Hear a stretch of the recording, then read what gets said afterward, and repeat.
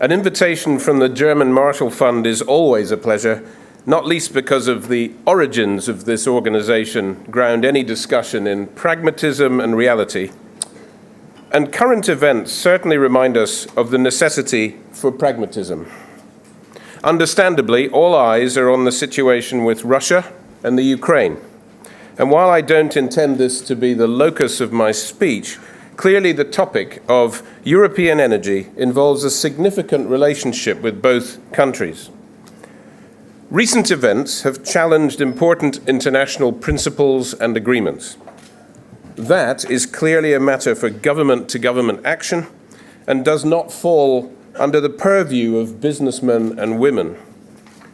For those of us conducting business in European energy, however, it's important to remember that the codependency of European energy supply and the Russian economy has been a material and important source of security and engagement for both parties for many decades. Europe's need for secure, affordable, lower carbon energy will involve a focus on diverse sources of natural gas, including those of Russia. Any policy for energy has to be strong enough to serve a competitive Europe for decades, but also supple enough to accommodate unexpected shocks, even those of considerable magnitude. In the speech to which this organization can trace its origins, George Marshall described the circumstances in the 1940s as follows. The problem is of such enormous complexity that the very mass of facts presented to the public make it exceedingly difficult for the man in the street to read a clear appraisement of the situation. Today's energy challenges in Europe are no less complex, but I'll aim to be as clear as possible.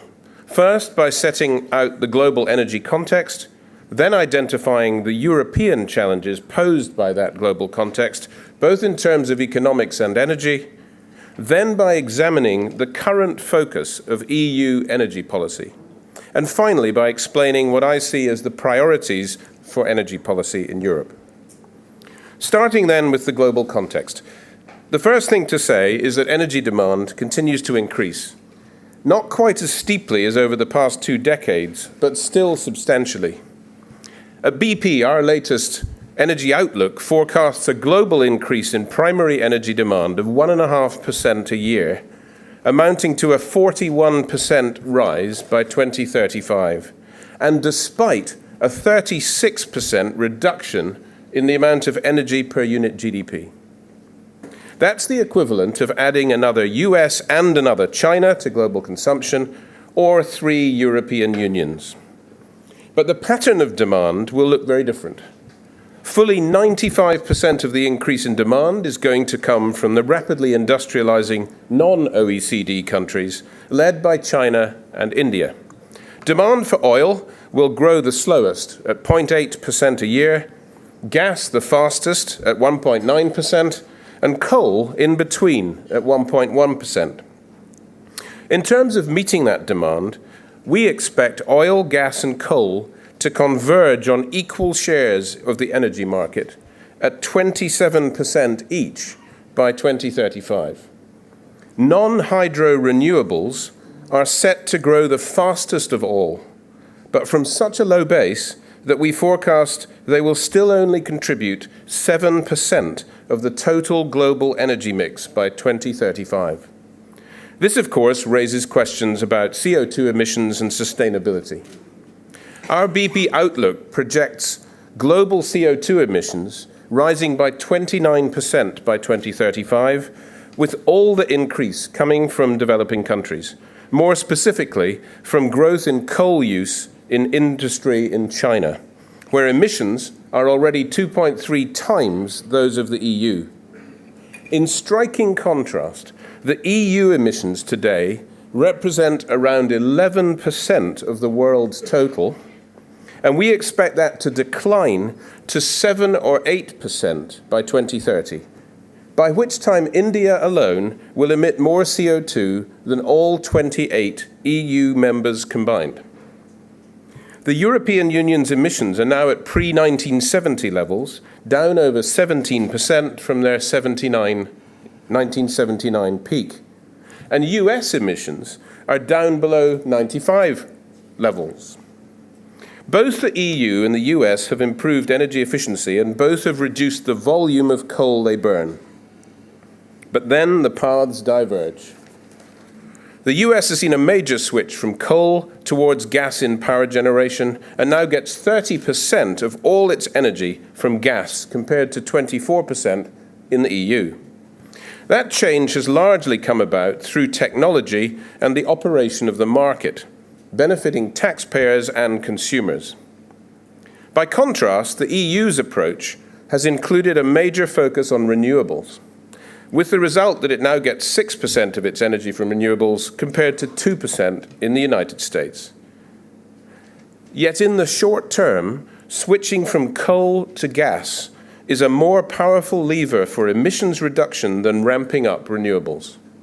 Our economics team calculates that switching just 1% of global power from coal to gas would reduce emissions by as much as increasing total global renewable capacity by 11%. Given that broad context, let's now turn to the challenges for Europe. Principally, the challenges reside in Europe being squeezed between high unit energy costs that are uncompetitive with the US and high labor costs that are uncompetitive with Asia. High unit energy costs arise from the need for energy imports combined with an internal energy market, which should be more competitive. The need to import is illustrated by the EU having less than 0.5% of global proved oil reserves and less than 1% of proved gas reserves. Relative to the scale of our economy, this says it all. On the positive side, this vulnerability has undoubtedly contributed to the EU using energy more efficiently than anywhere else in the world, encouraged by incentives from the Commission and member states. A clear illustration is the number of barrels of oil equivalent of energy it takes to generate $1,000 of GDP. The world average is about 1.3 barrels, equivalent per $1,000 of GDP, costing about $140 at today's oil prices. In China, it's around 2.5 barrels. In the US, it's about 1 barrel, so ahead of the global average. And in Europe, in the EU, it takes only 3/4 of a barrel of oil equivalent to generate $1,000 of GDP, less than 1/3 of the intensity of China. This is a strength that Europe needs to value and exploit. So the EU uses energy sparingly, but it pays a high price for it. EU electricity costs are over 2 times those of the United States, at $280 per megawatt hour versus $120 in the US. Electricity comes at a particularly high cost, largely because of the price we've paid to stimulate a low-carbon economy. To give a specific example, in Germany, power costs have increased by 68% since 1998, despite the costs of power production and distribution increasing by only 11%. The rest of the increase arises from a combination of the Eco-Tax, Renewable Energy Act, the Combined Heat and Power Act, the Concession Levy, and Value-Added Tax. This matters for Europe's competitiveness. EU labour costs are also among the highest in the world and over double those in Asia. These facts matter a lot because the EU's prosperity depends largely on its industry, with exports of goods at around 1.7 trillion euros a year, worth around 3 times its exports in services. And it matters a lot given the goal, a good goal, of industry contributing 1/5 of GDP by 2020 from only about 15% today. So with that brief analysis as background, let me turn to the policies that will shape the future, the obvious place to start being the European Commission's 2030 framework for climate and energy policy, on which the ink is still drying. First, a word on the context. The EU has seen 2 phases of what I would call post-climate awareness energy policy. Post-climate awareness energy policy. The first, lasting roughly from 1995 to 2005, was one of visioning and alignment, defining a common vision of the desired future and aligning a strong global response to an undesirable one, that of global warming.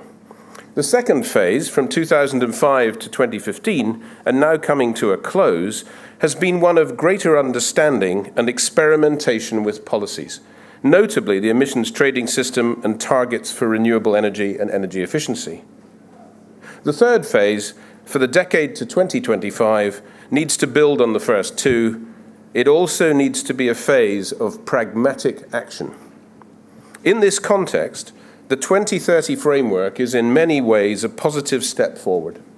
The Commission clearly now recognises the dimensions of competitiveness and specifically the importance of jobs, growth, affordability and security.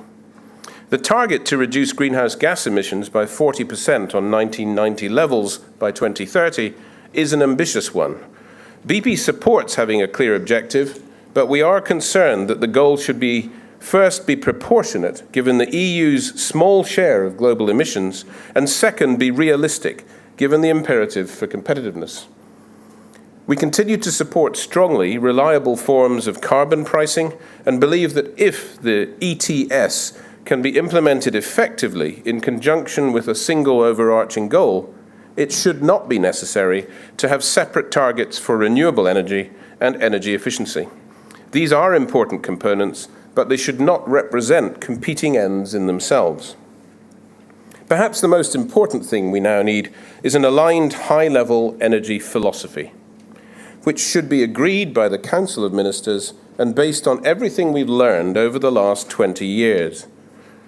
This philosophy must be sufficiently clear and simple so that it guides the EU over the coming 2 or 3 commissions, and it would be an enabling framework for long-term decision-making. Within such a philosophy, which would embody a limited set of targets, member states should be left to decide how best to implement in their countries, again on the basis that simplicity encourages compliance. So within that, what does BP see as the specific priorities for European energy policy? Above all must be the imperative of the EU's competitiveness. The EU has been a leader over the long term in energy intensity and emissions reduction, although the US has made great gains in recent years. But the EU has trailed in terms of competitiveness, energy prices and labour costs. So the priority for the new Commission has to be to create a better balance. The more competitive the economy, the more Europe will be able to afford in terms of material future change. So in terms of how the EU achieves this, I see 4 strands of activity. The first general point is to learn from experience. In my view, it's been beneficial for the world that the EU has sought to lead in tackling climate change in its first 2 policy phases on this issue. However, we've learned that measures predominantly and independently focused on addressing climate change only have had unintended but serious impacts on competitiveness. We've also created perverse and unintended outcomes and lack of coherence of policy which leads to confusion and a burden that industry can ill afford. The second priority is therefore to rebalance the focus of energy policy in favour of competitiveness. The EU is a world leader in energy efficiency, but lags much of the world in the cost of that energy. The EU has also been a material proportion of historical carbon emissions, but will be an increasingly small part in the future. It's time to address that cost deficit through competition and making European energy markets more efficient. So in the current context and from this starting point, in my opinion, the correct order should be, first, maintain leadership in energy intensity per unit GDP. Secondly, reduce the cost of that energy. And then thirdly, to reduce the carbon content of that energy. My third priority is the shaping of specific pragmatic pathways for the 2 big applications of energy, power and heat, and transport. The starting point for both is a complete and competitive single market that favours the most efficient and innovative operations, supported by a well-functioning carbon trading market. Research is also vital, with strong investment in both public and private R&D to maintain Europe's technological and commercial edge. That's the platform, and in terms of the 2 pathways themselves, The lion's share of energy is used for power and heat, and here an important means of reducing costs and emissions is within our reach. The vision of a continent running on sunshine, wind and waves is an inspiring one, and no less for an oil man like me. And in the very long term, it may be an attainable one. But trying to make that vision a reality prematurely has led to many unintended consequences, with the proportion of renewables in the EU's energy mix still only standing at 6%. The lesson from the US is that switching from coal to gas can have at least as big an impact on emissions as extensive programs to promote renewables. And Europe is surrounded by competitive natural gas supplies, including those from Norway, the Caspian Sea, North Africa, the Middle East, potentially the East Mediterranean, as well as Russia, of course. The current crisis underlines the importance of increasing and diversifying Europe's gas supplies, something that BP and others are already working on. As many of you know, we're a leading partner in the project to open up the southern gas corridor from the giant Shah Deniz gas field in the Caspian to Europe. So for heat and power, the right pathway should focus on energy efficiency, natural gas, nuclear power where it's supported. I know it's not supported everywhere. And over time, steady growth in competitive renewables. And we must, as part of this, move away from unabated coal. The second pathway is transport.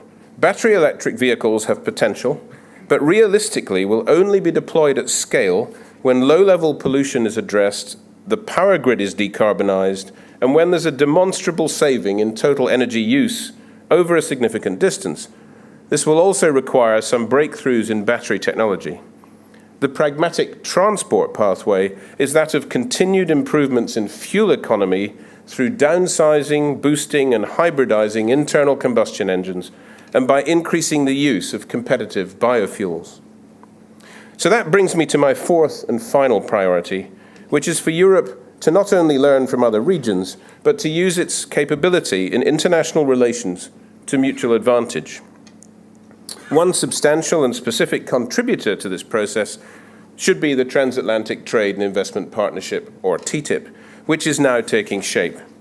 BP has suggested that energy should be an explicit theme within the TTIP, with the aims of improving the competitiveness of both parties and avoiding distortions. This could include shared standards, pooling best practice on energy efficiency, joint R&D programs, and perhaps most importantly, finding a way to ensure that the pace of carbon in price intensification is monitored on both sides of the Atlantic to avoid unintended dislocations and loss of competitiveness. Alignment between the US and the EU could also materially accelerate the global dialogue and negotiations on climate change. If the EU and the US align, others may just follow. So let me attempt now to draw these strands together while maintaining some Marshall-like clarity if I can. The challenge is on, globally, to get energy policy right, because energy is such a large part of the economy. Europe's one of the most efficient global energy blocs and one of the lowest carbon emitters, but it's one of the least competitive. It has the greatest need for the greatest improvement in its energy costs. Traveling on our recent path, we now find ourselves in an unexpected place. Europe has been leading, but on this path cannot win. The US has not been leading, but may be winning. And China has the greatest potential contribution, and if we engage with her, she may yet lead. Europe must rebalance its energy policy towards competitiveness and the provision of secure, affordable energy, and not only lower carbon energy. This means focusing on energy efficiency, natural gas, new technologies, opening up new corridors of supply, and encouraging more gas-on-gas competition, greater diversification of power generation, and a fully functioning single market in energy. current circumstances certainly serve to underline these needs. We'd all do well to invoke the spirit of George Marshall and the need for understanding, cooperation, and great wisdom that has served Europe and its neighbours so well for so long. Thank you.